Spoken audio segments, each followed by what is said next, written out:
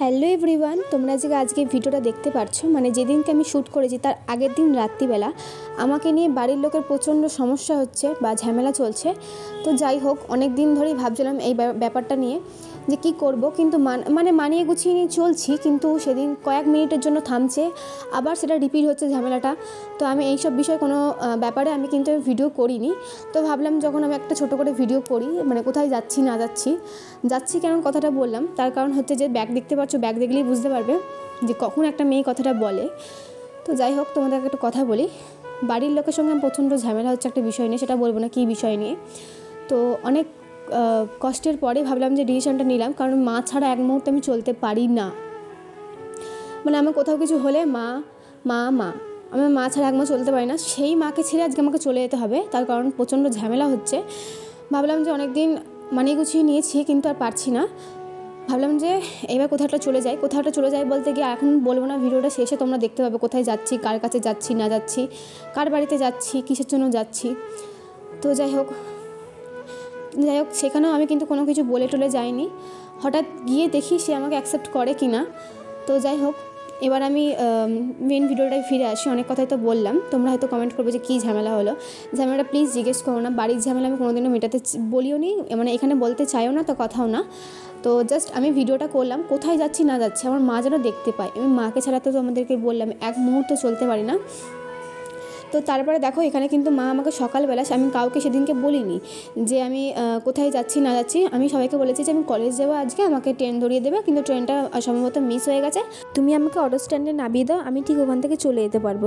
মা সেই মতন আমাকে কিন্তু অটো স্ট্যান্ডে নামাতেও গেছিলো। তার আগে মা সকালবেলার দিকে আমাকে এখানে লুচি করে দিয়েছিলো, কারণ দাদা সকালবেলা বলেছিল যে লুচি আর আলুর দম খাবে।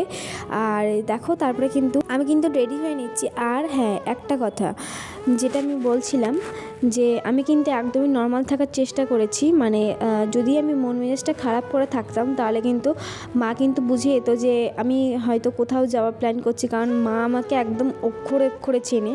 আমার যদি একটু মন খারাপ হয়, কী বিষয় নিয়ে মন খারাপ, সেটা ঠিক ধরে ফেলবে। সেই জন্যই কিন্তু আমি একদম নাচতে একদম কিন্তু রেডি হয়ে নিচ্ছি। তো যাই হোক, কিন্তু একটা বিষয়ে আমার মা একবার জিজ্ঞেস করেছিল যে তুই নতুন ব্যাগটা নিয়ে কোথায় যাচ্ছিস, কারণ এটা আমার নতুন ব্যাগ। আর এখন দেখো, লিপস্টিকও আমি একটু গাঢ় করে পড়েছি, কিন্তু মা আমাকে এটা দুটোই জিজ্ঞেস করেছিল। আমি বলেছিলাম যে আজকে আমরা একটু রাজবাড়ি দেখতে যাবো, সেই জন্য একটু সাজুগুজু করে যাচ্ছি। তখন মাকে এটাই বলেছিলাম। মা বললো ঠিক আছে, তাড়াতাড়ি বাড়ি ফিরে আসবি, এইটুকুনি বলেছিল। আর আমি বলেছিলাম যে একটু লেট হয়ে যাবে। তো তারপরে কিন্তু মা আমাকে অটো স্ট্যান্ডে নামাতেও এসেছিলো, দিয়ে নাবি টাবি নিয়ে চলে গেছে। তো আমি দেখো অটোতে না উঠে বাসে উঠে পড়েছি। তার কারণ হচ্ছে, আমি তো যেহেতু কলেজে যাবো না, তোমাদেরকে প্রথমেই বললাম ডিসিশনটা আমি নিয়ে নিয়েছি কোথায় যাবো না যাবো। তোমরা ভিডিওটা শেষে তোমরা বুঝতে পারবে, নাহলে পরে ভিডিওটা তোমাদের আমি শেয়ার করবো কোথায় যাচ্ছি না যাচ্ছি। আগে ওদিককার ঝামেলাটা আমি হ্যান্ডেল করি, তারপরে তোমাদেরকে আমি এদিকে দেখাতে পারছি। আর ভিডিও যদি শ্যুট করতে পারি তো তবে নিশ্চয়ই শ্যুট করব। তো যাই হোক, মন মেজাজ একদমই ভালো নেই। তো সেই মতন আমি জীবনে কোনো দিনও একা কোথাও যাইনি। গেছি মামার বাড়ি, তাও আমাকে বাবা দিয়ে এসেছিলো, লাস্টে অটোও তুলে দিয়ে এসেছিলো, আমি শুধু মামার বাড়ি থেকে নেমে গেছিলাম। তো যাই হোক, এখন এখানে আমি উঠে পড়েছি বাস ছেড়ে টোটোতে। তো টোটো যাওয়ার পরে এখান থেকে যাব ঘাট পেরিয়ে একজনের বাড়িতে, তোমরা দেখতেই পাবে সেটা কার বাড়িতে, এই ব্লগে দেখাতেও পারি না দেখাতেও পারি। তো যাই হোক, আগে ওখানকে আমি গিয়ে সামলাই, তারপরে আগে গিয়ে ওখানে দেখি যে ব্যাপারটা কি ঘটে না ঘটে, তারপরে সামনে তোমাদেরকে আমি নিশ্চয়ই জানাবো। তো যাই হোক, নাহলে তোমাদেরকে আমি বলেই দেবো যে আমি ভিডিও দিতে পারবো না। তো তোমরা হয়তো বলবে এত দূর এসে তুমি কেন বন্ধ করে দিচ্ছ। তো দেখো, একটা মানুষ কখন এই কথা বলে, কেউ যখন এই জায়গাটা থেকে ভালো মতন সবাই পরিচয় পায়, ইনকাম করে, সে নিশ্চয়ই কথাটা বলবে না যে আমি ভিডিও করা বন্ধ করে দিচ্ছি। তার নিশ্চয়ই খুব প্রবলেম হলে সে বলবে কথাটা।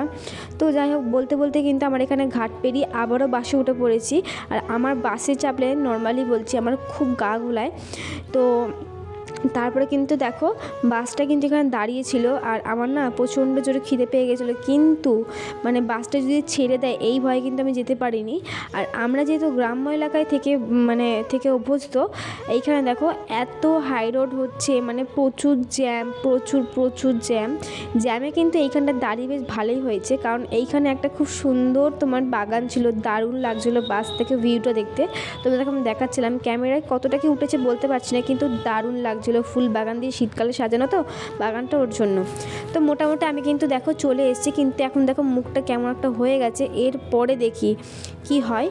তো জানি না কতদূর কী হবে। তো আজকে ব্লগটা মনে হচ্ছে এইখানে শেষ করে দিচ্ছি। তো পরের নেক্সট ব্লগে তোমাদের অনেক অনেক স্বাগত জানাবো। তো তোমরা প্লিজ কেউ টেনশন করো না। তো আমি ঠিক এখন পর্যন্ত একদম ঠিক আছি। তো তোমাদের নেক্সট ব্লগটা আমি খুব তাড়াতাড়ি আপলোড করব, কালকে আপলোড করে দেবো। একদম টাটা আজকের মতন।